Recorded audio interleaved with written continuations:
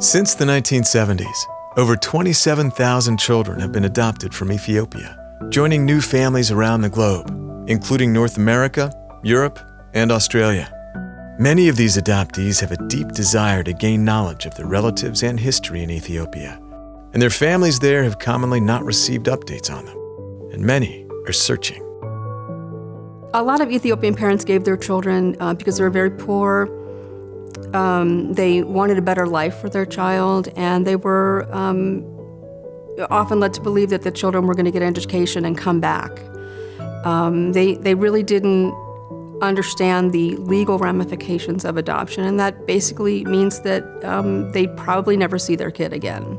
I did my master's thesis on Ethiopian birth mothers, so I studied how their experience after adoption. In most cases, they don't feel like they have given away their parental right. Most of them were given the promise that a false promise that they will have a contact with the adoptive parents, family, and the adopted children.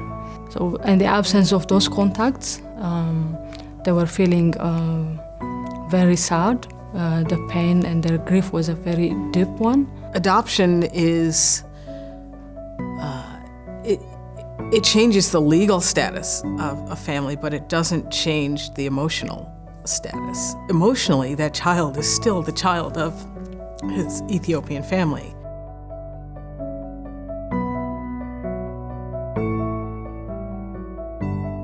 I was 10 years old whenever I was put up for adoption. There was no communication for 6 years. So those 6 years were really hard. Beteseb Felega, or Ethiopian Adoption Connection, founded in the United States, is a grassroots effort to reconnect family members separated by adoption. We provide support to Ethiopian adoptees, adoptive parents, and Ethiopian families. I think it's a normal thing for adopted kids to want to know where they came from. We want to provide that for adoptees. And at the same time, the Ethiopian families have a great need because they don't know where their children are. And, they worry about them as any parent would.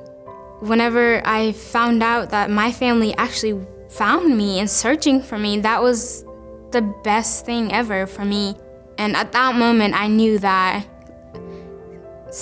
something in my life has changed. I felt much happier. I just felt much better about my future and just knowing that they'll be in my life and I'll have a relationship with them. EAC is a group of volunteers. We are adoptive parents, adoptees, concerned Ethiopian citizens, both here and in Ethiopia.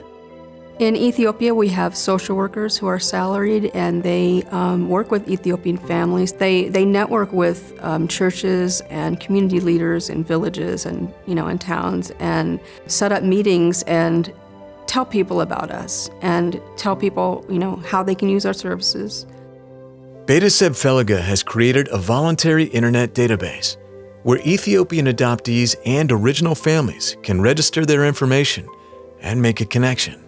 EAC database is our basic information sharing tool that is what helps us make these connections, because once the data is entered, that information can be shared widely on social media. The fact that there is an Amharic version of the database that allows families or social workers in Ethiopia to also search, to also access the information, that's really the key to us making these connections. The database contains over 400 active listings and has connected more than 50 adoptees and birth families since it was launched, including reuniting many adult adoptees. I would encourage adoptive families to make contact with their children's Ethiopian families for the sake of their child. My American family, my American parents, they were understanding. I try to explain to them that, there's a hole inside of me that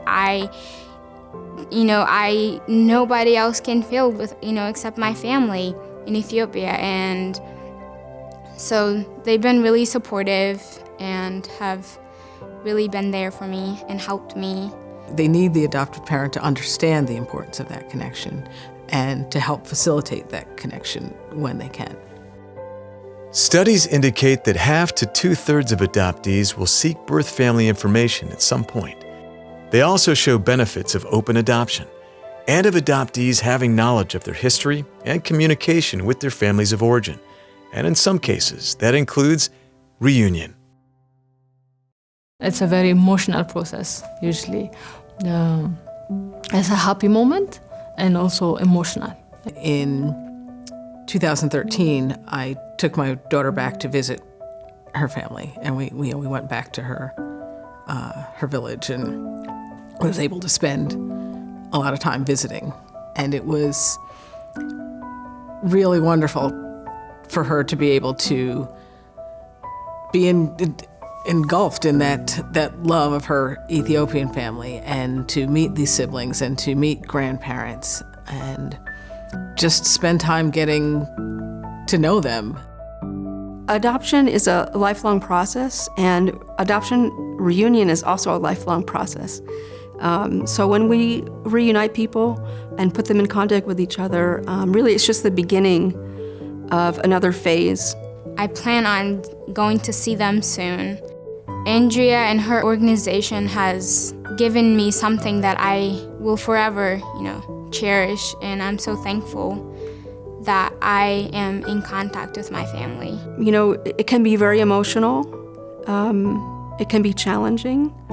But I still think that ultimately it's best for adoptees to have the option to know their roots and their families. And how they proceed once they're reconnected is a personal choice.